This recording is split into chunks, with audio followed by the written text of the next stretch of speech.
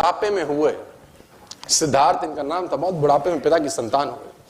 तो जब बहुत बुढ़ापे में संतान हुए तो पिता को इसका जब राजसूय यज्ञ किया गया, जिसमें नामकरण संस्कार होता है बेसिकली, और नामकरण संस्कार में अलग अलग देशों से, अलग अलग शहरों से लोगों को बुलाया गया। बुद्ध का नामकरण संस्कार हो रहा है, सिद्धार्थ है जब, अभी बुद्ध नहीं हुए हैं, अभी लड़का ही है खाली, और बहुत सालों के बाद बुढ़ापे में हुआ है। तो बड़े बड़े ज्योतिषियों ने सिद्धार्थ का हाथ देखा। 12 साल का एक लड़का जिसका नाम था कुदन्ना, छोटा ज्योतिषी, उसने भी इस बुद्ध का हाथ देखा, छोटे से बच्चे का। उसने अलग अलग राजाओं से, अलग अलग ज्योतिषियों से उस महाराज ने बुद्ध के बारे में पूछा, जो सिद्धार्थ थे, कि इसका जीवन बताओ क्या होगा। 90% लोगों ने बोला सन्यास ले लेगा, 10% लोगों ने बोला राजा बन जाएगा। 12 साल का ज्योतिषी कुदन्ना, उसने एक उंगली उठाई, उसने बोला राजान, मैं स्पष्ट तौर पे कहता हूं कि आपका लड़का सब सन्यासी हो जाएगा, सब छोड़ देगा। राजा को बड़ी ठेस पहुंची, बड़ा क्रोध आया मन में कि बुढ़ापे में एक लड़का हुआ, अगर ये सन्यासी हो जाएगा तो मेरा राजपाट कौन देखेगा, है ना। आदमी सन्यासी चाहता तो है, लेकिन अपने घर में नहीं, पड़ोसी के घर में चाहता है। भगत सिंह हो पड़ोसी घर में, हमारे घर में नहीं होना चाहिए।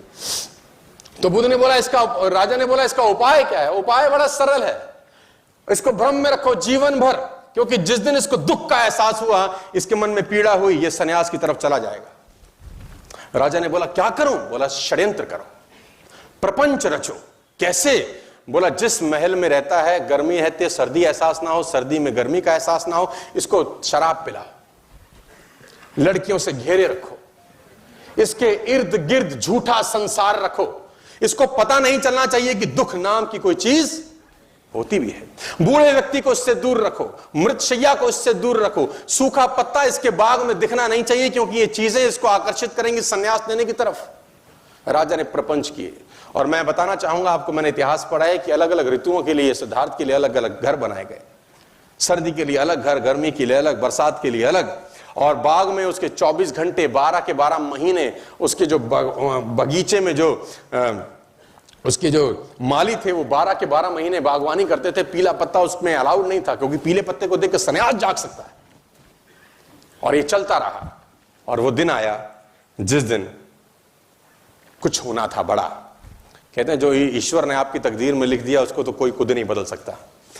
सिद्धार्थ को एक युवक महोत्सव में भाग लेने जाना था। उस युवक महोत्सव का उद्घाटन युवराज ही करते थे। डुंडी पीटी गई, मुनादी कराई गई पूरे शहर के अंदर कि जिस रास्ते से सिद्धार्थ निकले, खबरदार कोई बूढ़ा व्यक्ति नजर नहीं आना चाहिए, खबरदार कोई साधु ना दिखे, खबरदार कोई मृत्युशैया वहां से ना गुजरे। और पूरे के पूरे रास्ते से पीले पत्ते हटाए गए, हरे हरे बाग, ताकि बुद्ध को वो सब वैसे का वैसा लगे जैसे वो अपने महल में देखा करते थे। और वो महल से बाहर निकले, जो सारथी था वो सारथी बुद्ध को लेके निकला, सिद्धार्थ को लेके निकला। और निकलते निकलते निकलते निकलते आखिर वो घड़ी आ पहुंची। सिद्धार्थ ने पहली बार एक बूढ़े व्यक्ति को कुंभ करते हुए देखा, जो झुक के चल रहा था। सिद्धार्थ ने सारथी को बोला रथ रोक। सारथी ने बोला महाराज क्या हुआ। बोले ये झुक के क्यों चलता है, क्या तकलीफ होगी इसको, क्योंकि पहली बार उसने बुढ़ापा देखा। सिद्धार्थ ने आज तक तो सब हष्ट पुष्ट लड़के लोग देखे थे। सिद्धार्थ ने बोला ये झुक के क्यों चल रहा है। सारथी बोला महाराज मुझे आज्ञा नहीं है कि मैं संदर्भ में आपसे एक शब्द कहूं। सिद्धार्थ ने बोला मैं आज्ञा देता हूं, तेरी गर्दन उड़ा दी जाएगी, तो तुरंत बता ये झुक के क्यों चल रहा है। सारथी ने बोला महाराज ये बूढ़ा हो गया है, ये बुढ़ापा है। सिद्धार्थ बोला वो होता क्या है। बोला ये जवानी के बाद की एक अवस्था होती है, आप अभी जवान हैं, कुछ समय के बाद आप भी। सिद्धार्थ ने बोला मैं भी बूढ़ा हो जाऊंगा। उसने बोला सबको होना होता है। रथ आगे बढ़ा और सिद्धार्थ ने फाइनली एक मृत्यु शैया देखी। कुछ लोग एक बॉडी को ले जा रहे थे। सिद्धार्थ ने बोला रथ रोक, ये इस आदमी को बांध के क्यों ले जा रहे हैं, इसको क्या हो गया है। तो उसने बोला महाराज ये मर चुका है। बोला ये क्या होता है। बोला ये बुढ़ापे के बाद की अवस्था है। बोला एक दिन क्या मैं भी मर जाऊंगा। सारथी ने बोला जो आया है सो जाएगा, राजा रंक फकीर, जो आएगा वो जाएगा। रथ आगे गुजरा तो सिद्धार्थ ने फाइनली वो लास्ट में वो देखा जो उसको देखने के लिए मनाही थी।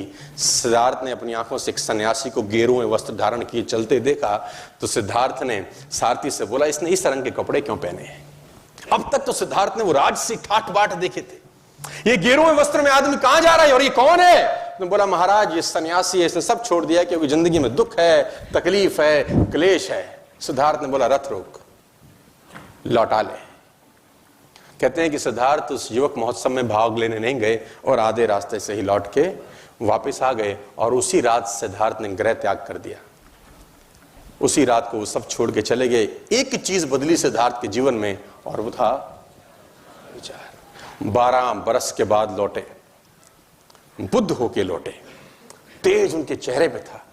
घर का किवाड़ खटखटाया, यशोधरा ने दरवाजा खोला। छोटा सा बच्चा था जब 12 बरस पहले सिद्धार्थ गए थे। यशोधरा ने पहले तो खूब गालियां दी कि तुम मुझे बता के नहीं जा सकते थे, मुझे पूछ के नहीं जा सकते थे। सिद्धार्थ बोला, मैं तुझे पूछता तो मुझको जाने देती। तू रो रही है, तकलीफ में है, गालियां दे रही है कि मैंने 12 साल तेरी सुध नहीं ली, मैं 12 साल तुझे चला गया छोड़ के, तू ये देख कि गया कोई और था यशोधरे, आया तेरे पास कोई और है। जो गया था वो लौटा नहीं है, लौटा कोई और है।